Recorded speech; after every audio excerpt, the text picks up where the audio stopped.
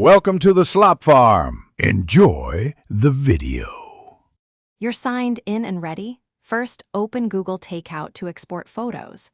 Select only Google Photos to avoid extra data, then choose specific albums or date ranges so you don't export everything.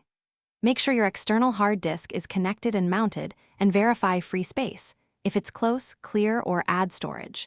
Choose export format and file size splits. Pick ZIP for compatibility and two 5 GB splits for reliability. Once configured, create the export and wait for Google to prepare the archive. Once Google finishes preparing your export, download each archive. If your network is flaky, save the files first to your computer's internal drive so a drop won't corrupt the transfer. Use a stable browser or a download manager for large archives. Make sure partial downloads resume. After each download, extract the archive locally and compare photo counts or use checksums if available to confirm integrity. When counts match, you're ready to move the extracted folders to the external hard disk. Now copy the extracted Google Photos folders to your hard disk. Use a verified copy command or tool so you can confirm byte-for-byte integrity.